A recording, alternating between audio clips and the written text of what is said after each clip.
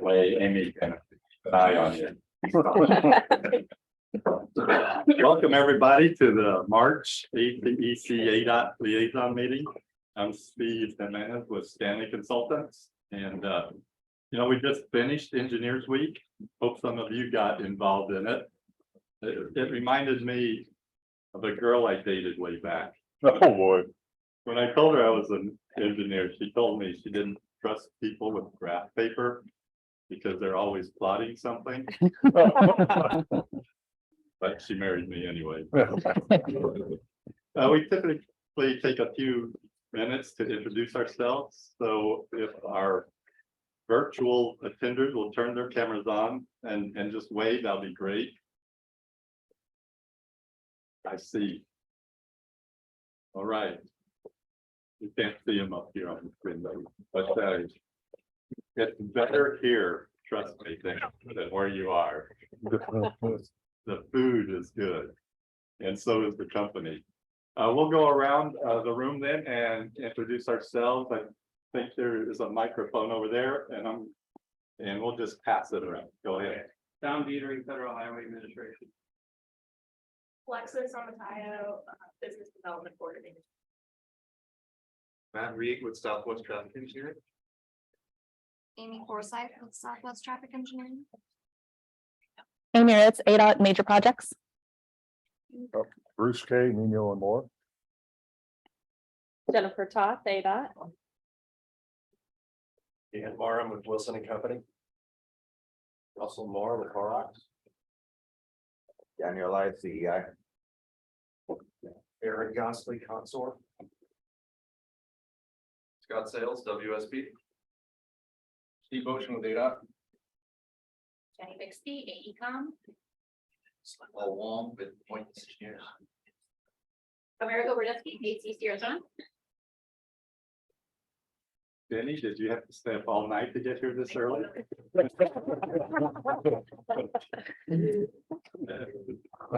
That's typical. Bye. I know this is harder because it's like an entrance when you come up the stairs. So I have to get here. See, right there. All right. And we typically have announcements from heads of our agencies. Tom Dieterich, the head of FHWA. Any announcements from the heads? Okay, I'm not the head of my agency. I'm here on behalf of our head, who is Carla Petty. Carla and Anthony couldn't be here today.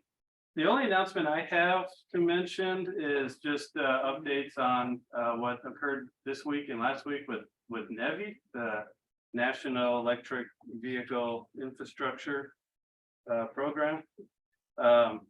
So on February 21st, FHWA published in the Federal Register a notice establishing a temporary waiver of Buy America for steel and iron and manufactured products and construction materials requirements for EV chargers. That goes into effect on March 23rd. And then yesterday, excuse me, FHWA published the actual NEVI standards and requirements final rule in the Federal Register, and that is effective March 30th.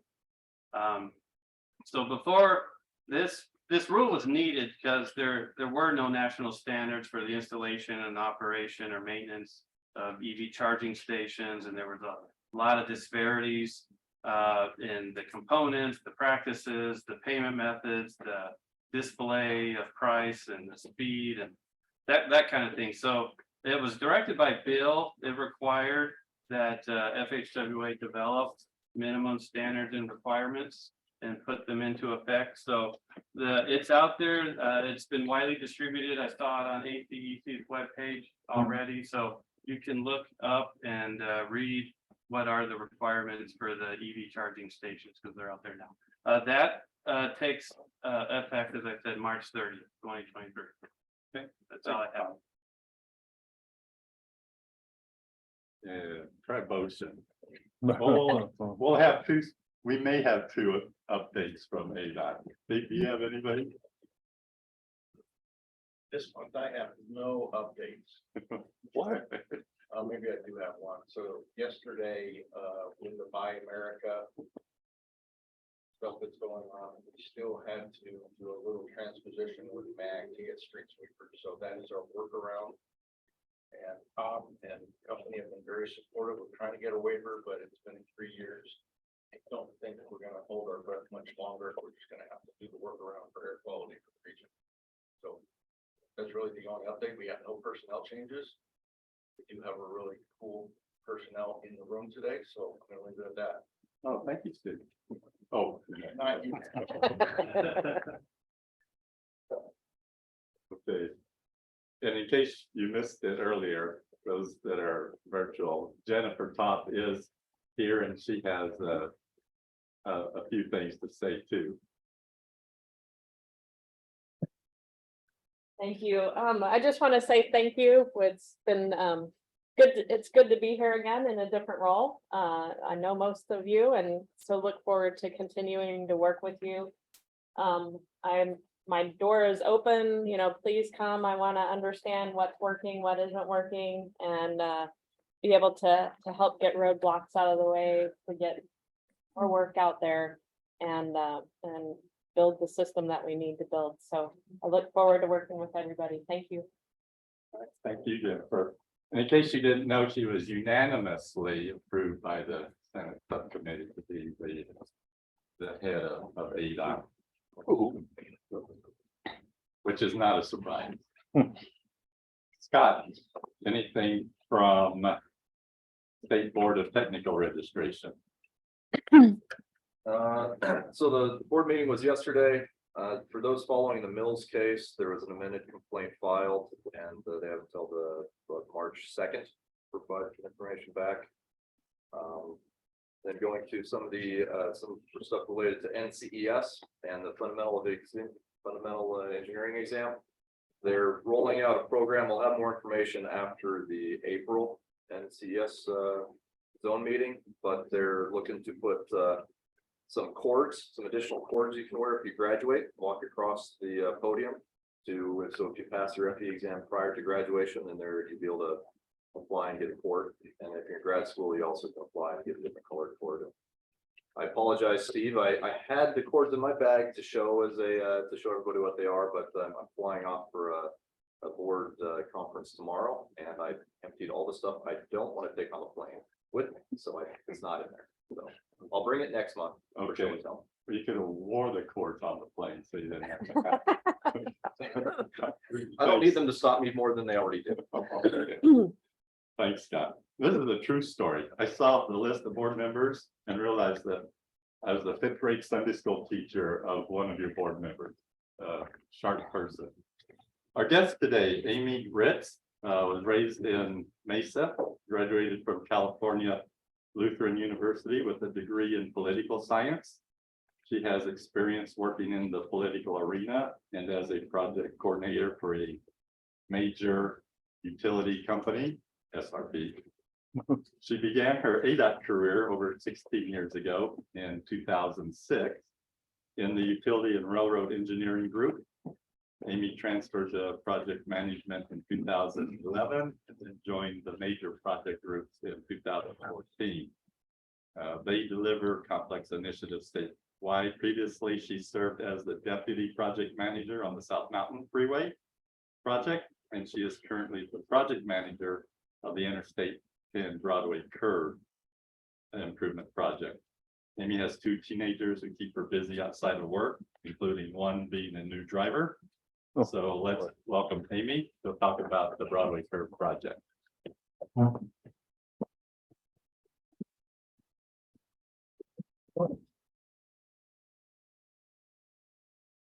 Thank you, Steve. I appreciate that introduction.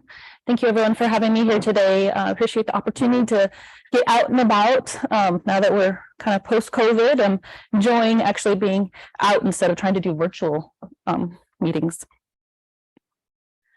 Today, I just want to give you like a short project overview for anyone who's not intimately familiar with the I-10 Broadway Curve project, do a construction update, talk about some project innovations and ATCs that the team has utilized, and then talk about communications and the outreach tactics that we've been utilizing for the project. I do have a lot of slides, so I'm going to try to move kind of quickly, but there's a lot of pictures. So if anybody wants me to pause on pictures, let me know. So this is just an overview of the project. We are widening I-10 from about US 60 to 24th Street near the airport to include 6 general purpose lanes and 2 HOV lanes. And then south of US 60, we're widening to add 1 general purpose lane in each direction. We are rebuilding the interchange with 143, including some new flyover ramps. We have collector distributor roads being installed between about Baseline and 40th Street to separate mainline traffic from the traffic that's trying to enter and exit the freeway in the heart of the Broadway Curve area. We're also rebuilding the 48th Street bridges and the Broadway Road Bridge, and have 2 brand new pedestrian facilities, and then also widening Guadalupe Road to allow for pedestrian access as well.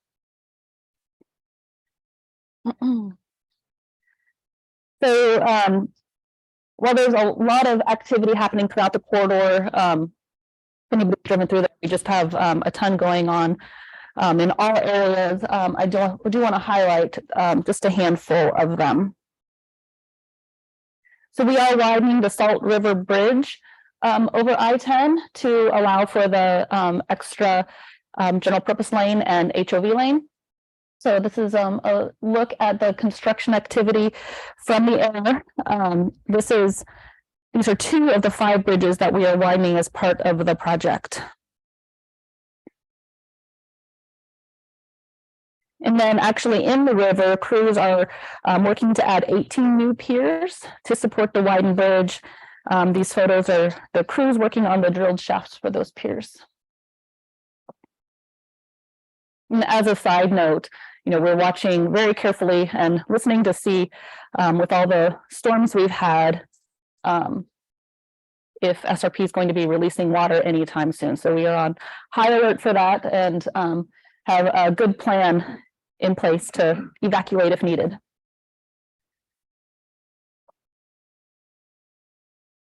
And then to move into the heart of the Broadway Curve area at 143, there is a lot of work occurring in this area. I've actually noticed traffic really slows down in this area. I assume people are trying to watch as they drive. So just a reminder to be safe while you're driving, and go on our website and look at pictures if you want to see what's going on. But this is, you can see the 48th Street bridges being built offline of the existing 48th Street bridges. So we can keep traffic moving through this area.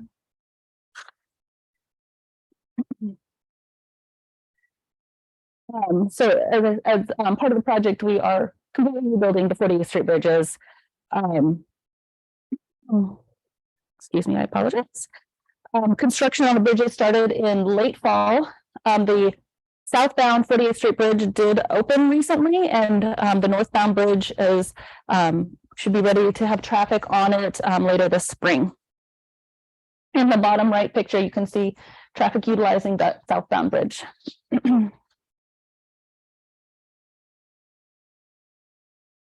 And then we have, like I had mentioned, we have 2 flyover ramps being built at the 143 and I-10. One will connect the HOV lanes between the 2 freeways, and then the other will bring the southbound SR 143 traffic to eastbound 10, replacing the current loop ramp.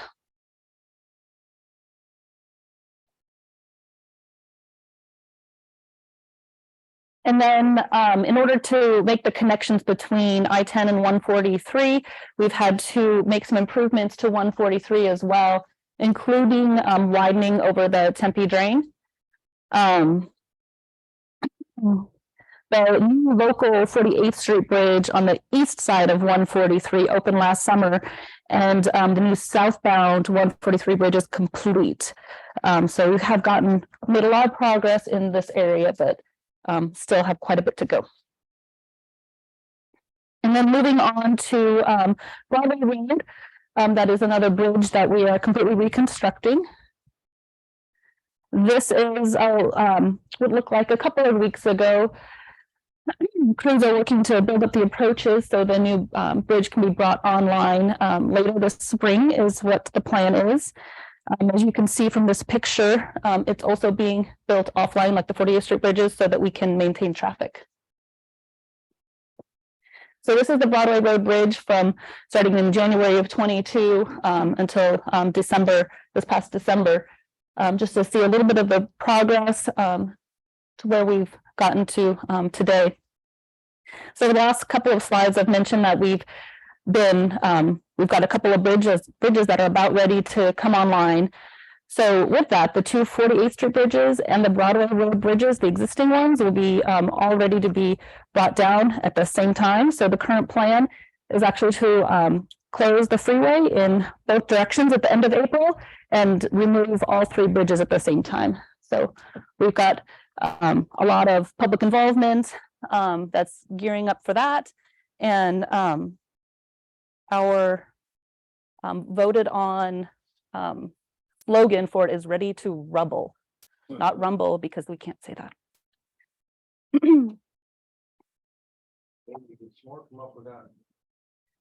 No, I don't think so. I'm not sure because there was a board where everybody could put their suggestions and then we voted on them. So I like it. I'll have to ask though who put that up there. I'm not sure. Right? It's hard to not say ready to rumble though. So then moving down to the US 60 interchange, just a ton of work going on in that area too. If you've driven through this area, it seems to change on a daily basis. There's work occurring on all the corners of the interchange from Southern down to Baseline. Some of the highlights in this area, the new westbound US 60 to westbound I-10 mainline ramp bridge is almost ready for traffic. This one replaces the existing ramp that needs to be removed in order to make room for the westbound collector distributor roads. And I'm hearing that this traffic switch is also supposed to occur sometime around the end of April. That one is tentatively planned at this point. And then the collector distributor road work is most visible right at Southern Avenue. We have two new bridges in either direction under construction in order to bring the CD roads over Southern Avenue. There's a lot of work going on the shoulders and just a ton of grading.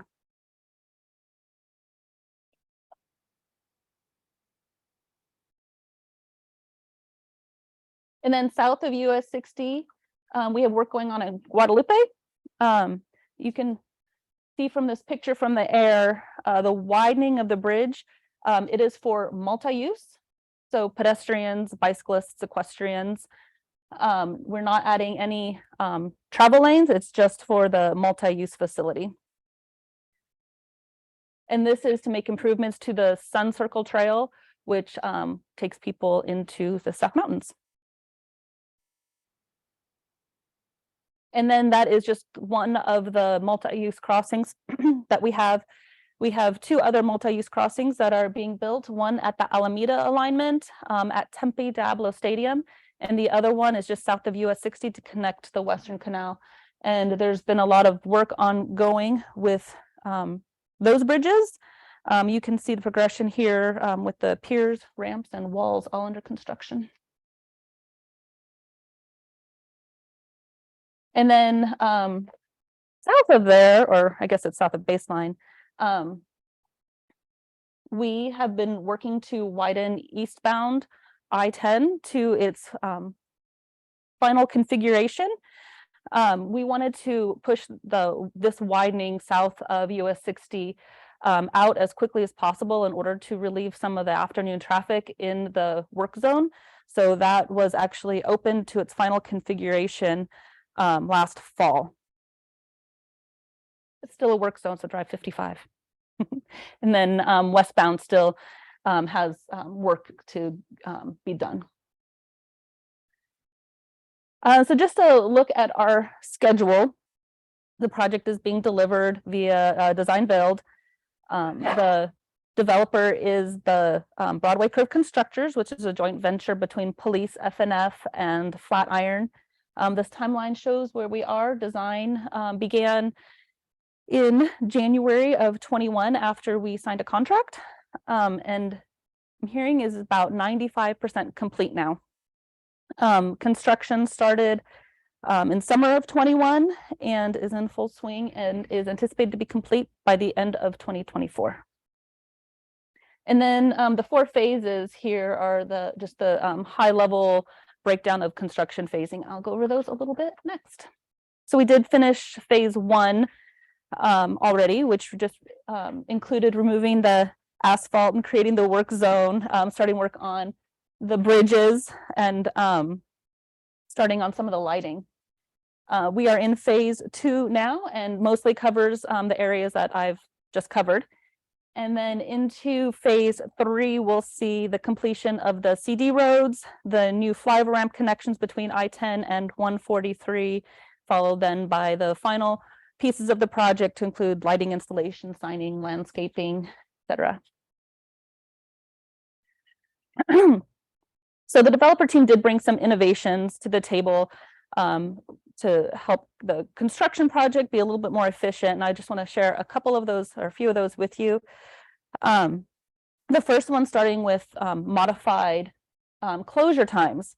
So the developer team utilizes the Iteris clear guide system to inform its MOT processes. So for each closure, it gives them a real-time look at traffic data to see how different traffic control configurations affect the traffic and the queuing. So they've been able to utilize the information that they're getting from each of the closures to be able to request and show that modifying the closure times doesn't adversely affect traffic. So what this looks like is our contract required that they could only have closures between 8 p.m. and 4 a.m. But they were able to show in certain areas that, I think this is for southern closure, they could close at 7 p.m. and reopen at 5 a.m. to give themselves 2 extra hours to get some more work done and overall have less closures. And we did allow this because they were able to show us with their actual data that it wouldn't adversely impact traffic. And then they also had to have a plan on how to, if traffic did start queuing up, how to get everything opened up as quickly as possible. The next concept is the use of express lanes. Our contract does require that the developer maintain all the current traffic lanes. So with the idea that they had in order to maintain the 5 lanes of traffic through the Broadway curve is to utilize 2 of the CD lanes as mainline traffic and then 3 of the mainline lanes to get to their 5. So the HOV lane is in green here, I think. So that would allow them to close several lanes long-term for construction. And that's what the cross section would look like. They do need to finish the CD lanes, obviously, before that they can utilize this. I think we'll expect to be able to see this closer to the end of the project. No dates or anything on that yet. And then another concept that they're doing is to reuse concrete that's being removed from different areas of the project and utilizing them as subbase and base in the new construction as approved by ADOT. This helps reduce the environmental impacts of the project by reducing the amount of material that's needed and reducing the need to haul off materials as well. And that was one of our most viewed videos. Or maybe most commented on something.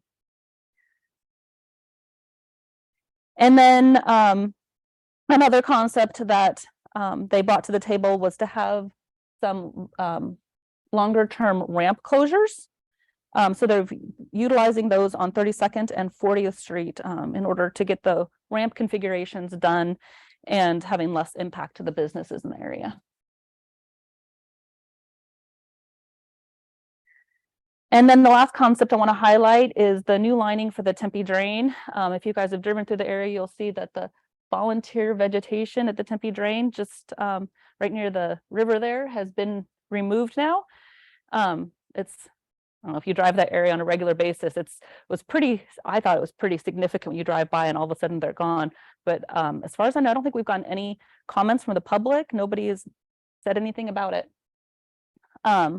So this bottom picture is what it looks like, pretty much what it looks like now. They are using reinforced fiber to line this channel after it's cleared out. And the idea for using the reinforced concrete is to address micro cracking, which is a concern in concrete line channels. So now to move on to public involvement and communications. So we knew going into this project, obviously there's going to be a lot of impacts to the public, and working with our stakeholders, we really wanted to make sure that everyone knew what was going on, so that even if people are having traffic impacts, they're not surprised by them, they know how to reroute, and just hopefully know what's going on so that they can work around the closures. We know that there's 220,000 people at 68,000 mailing addresses within a mile radius of the project. There's over 5,000 businesses in the corridor, ranging from small businesses to large international corporations. This is a key commerce corridor, so we have heavy freight and logistics vehicles. And currently about over 300,000 people travel through this area on an average weekday. And we know that from the numbers from MAG, that's anticipated to rise to 370,000 by the year 2040. It also touches three jurisdictions: Tempe, Chandler, Phoenix, and the town of Guadalupe. So before the project was awarded, we had a strategic communications plan. We worked with all the different stakeholders to come up with this plan so we could really understand what the city's concerns were. Valley Metro was part of it, to really try to get out there and come up with innovative ways to communicate with the public and make sure that everyone had the information that they needed. And then also when the developer came on board, they were tasked with putting together a public involvement plan to really define the work that they're going to do to inform the public about the construction progress. So both these plans include a mixture of innovative and traditional outreach, and I'm going to touch on a few of those. So for the first time, as far as I know, ADOT is utilizing a paid advertising campaign that was funded by MAG to make sure that we were really able to communicate with as big of an audience as possible. We contracted early on in the project process with Lane Terra Lever, and they created the hashtag Ahead of the Curve campaign. So it involves billboards, print, radio, TV ads, display and digital ads, streaming audio, social media ads, and paid search as well.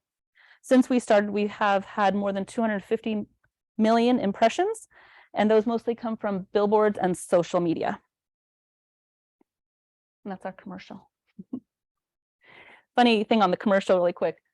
So before I even told my kids that it had come out or showed it to them, my son, who loves YouTube, was asking me about it. It came up on his YouTube before I even was able to tell them about it.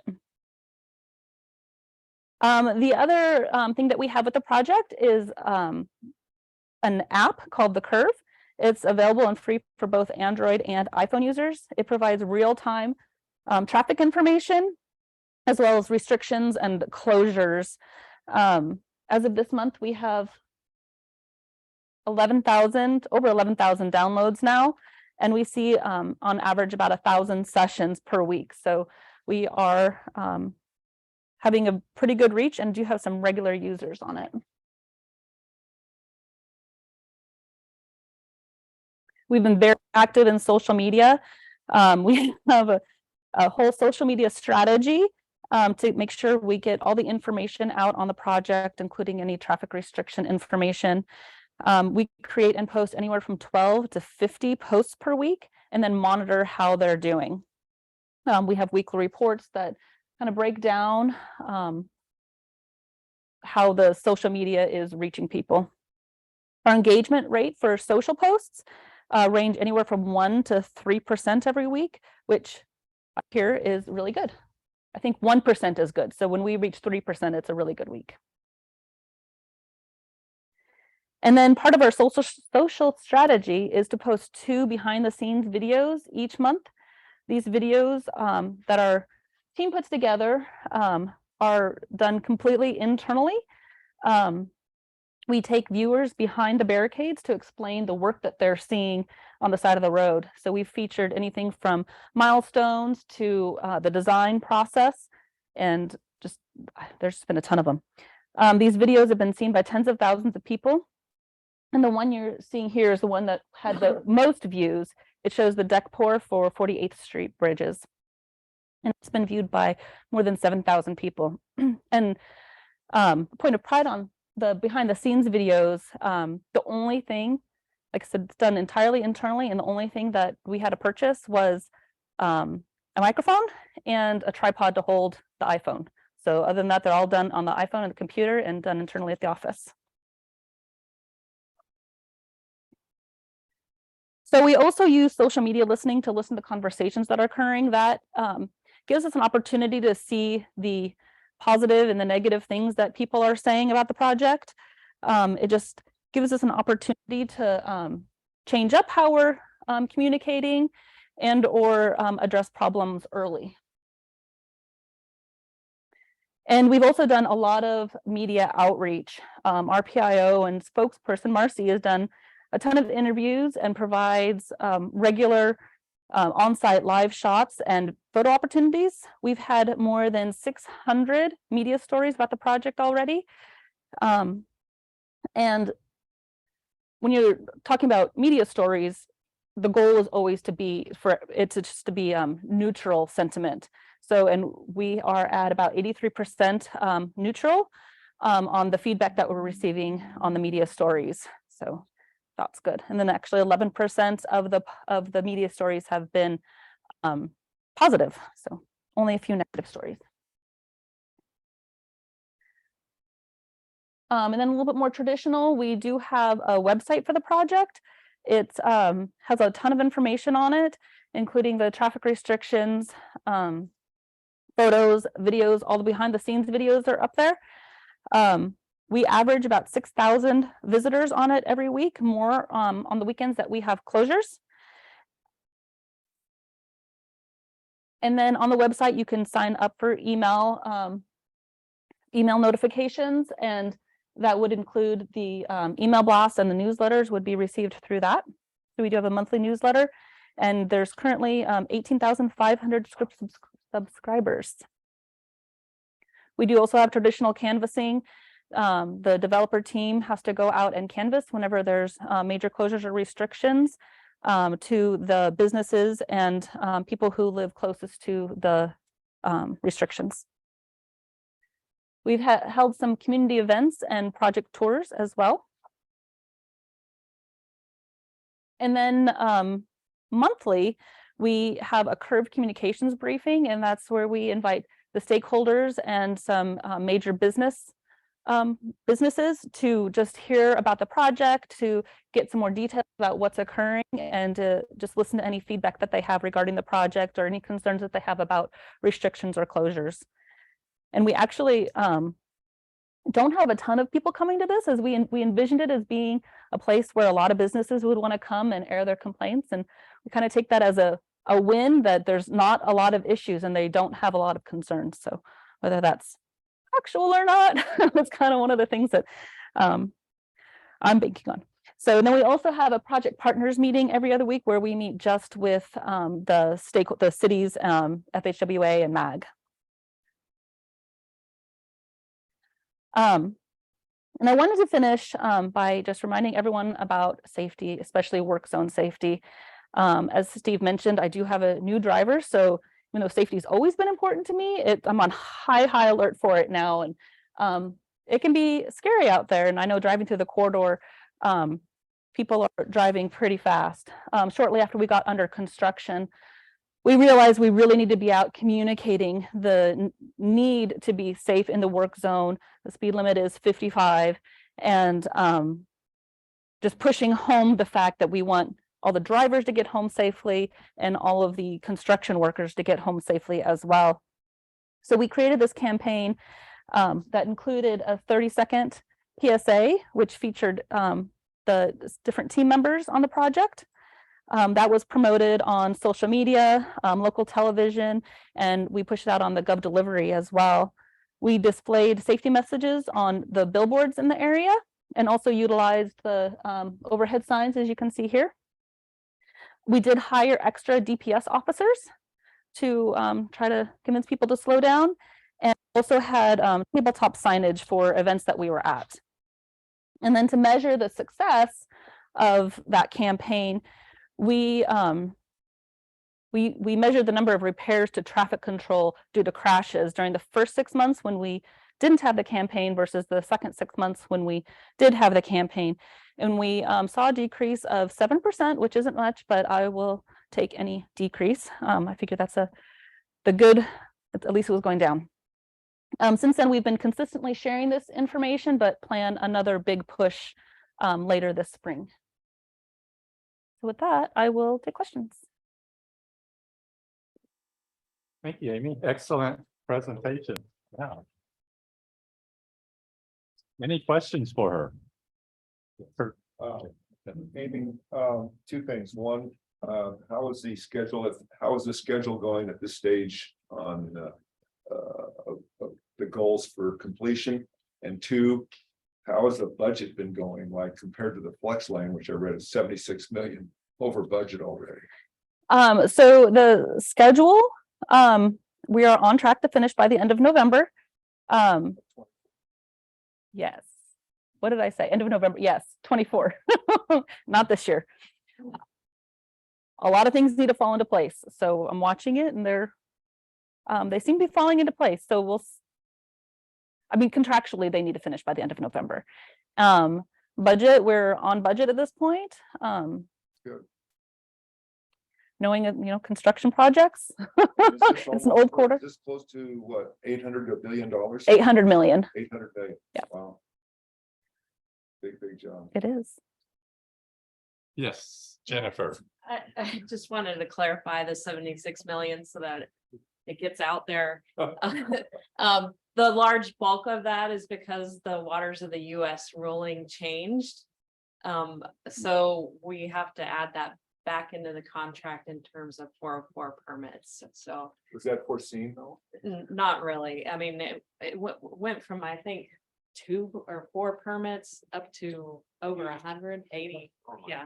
So that's a huge amount. And so that's where the bulk of that Because 76 they're only about million. 6 months into this job, 6 or 8 months. No. What am I? Yeah. Yeah. So just wanted to clarify that a little bit in terms of Thanks. the over budget. And that rule change affected us as well. Thankfully, we were able to, just the way the schedule was at the time when that information came, we were able to scramble and get it all through, so it didn't affect our schedule. The schedule was what we are more concerned about on this project. Anything else? I have a question, but I'll go ahead. Westbound I-10, 32nd Street on-ramp, they've removed all that. I don't know if it's riparian or all those, is that part of the Tempe drain? It is. Hold on, let's see if I can get back there. No, You don't want to get back there? Yes, yes. I So it was not, though. okay. It was, all of that vegetation was what we call volunteer vegetation, where it just was not removed as it grew. Yeah. So in order to allow for the extra water that will be in that area because of the widened freeway, we needed to clear it out and concrete line it. But yeah, that is part of the project. What do the skunks think about that? Because I smell one every day. So we had been, environmental's been very involved, watching the work. They did actually start the construction on the east side of it and moved west to allow for any little animals that were in there to move towards the river. Skunks think it stings. You mentioned the contractors, who are the major engineering design firms? You need to know that. TY Lin, I'm gonna forget one, ACEC, Stanley. I was getting there. Alphabetical order. Thank you. Amy, how's the partnering been going too? With the joint venture? Yeah, good. So we, Any big change? oh man, big change orders. Probably. Or- There's been a lot of small ones. I think the biggest change order was actually, so in the contract, we had written that the developer had to for any utility prior rights relocations, pay the utility companies, just work it out between them instead of having us involved. SRP did not want to be paid by anyone other than ADOT. So actually in the contract, we had assumed a lump sum so that so everybody wouldn't try to be bidding on it and come up with different numbers. We plugged a number in there. So the biggest change order was to remove the $18 million from them so that we could pay SRP directly. So that was our biggest change order. Having a hard time coming up with other ones on the spot. What was your other question? The partnering, I think, has been good. We've done executive partnering, design partnering, construction partnering. We actually have closeout design partnering tomorrow. So I'll be interested to hear from that, kind of more of the lessons learned, what we can do differently in the future, how things went.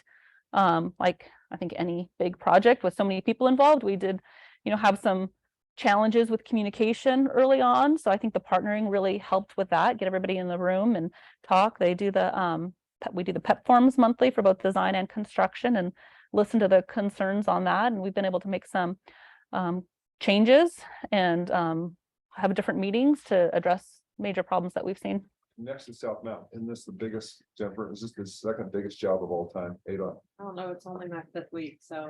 Yes. I would assume so. Yes. Timothy Ray Lane, ACEC and Stanley were mentioned in design. What about construction management consultants? So construction management, so part of the ADOT, extension of ADOT staff is what you're talking about on the GEC side. So that's WSP is the lead. There's Point is on. It's all one big team. So we're partnering, right? It's all one big team. So CEI, HDR has a couple of employees. I'm looking to Scott and he's not looking at me for some reason. Uses ADOT email. Right. Y2K was helping with traffic. Frau with landscaping. Everyone's one big team. I walk down I walk down the aisle and say good morning to everybody. Are there other consultant teams going to be brought on for CM, or is it pretty much established? We're established at this point. Yeah. Construction's staffed. You mentioned what % complete the project is? So for design, we are about 95%. For the overall, we hit the halfway point in December 12th, actually, which happens to be my birthday. So that one stuck. All right. How big of an issue is utility relocation been, or has it caused significant delays at all? So we've not seen delays yet, not major delays that would affect the overall schedule. We have definitely had our challenges. This is a busy corridor, and trying to fit everyone in the small corridor has been a challenge for sure.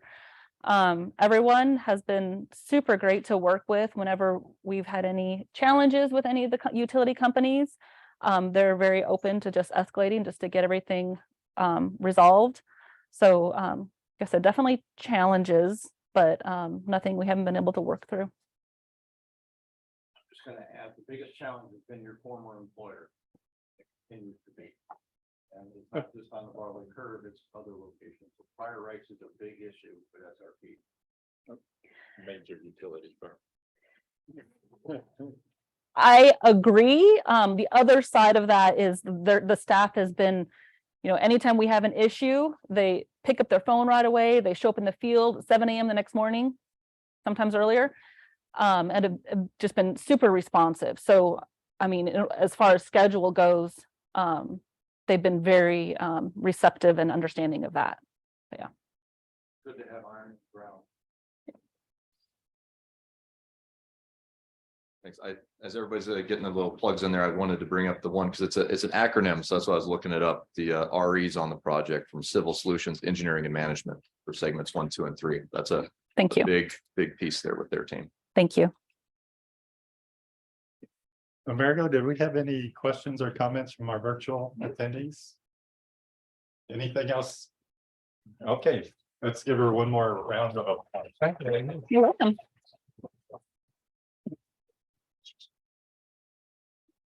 Amerigo, any comments from ACEC? Excuse me, my comment would be roads and streets pre-sale is opening up. So you may receive an email from me regarding booth location and sponsorship if you had one last year. Other than that, general sales will open in April. All right, thank you. Our next meeting is April 5th. The topic is EPIC. Does anybody know what EPIC stands for besides Ocean and Tom? Good, be here. It's a design element that will be in the construction plan. Is that right, Steve? All right. It will be epic. Yes, it will be.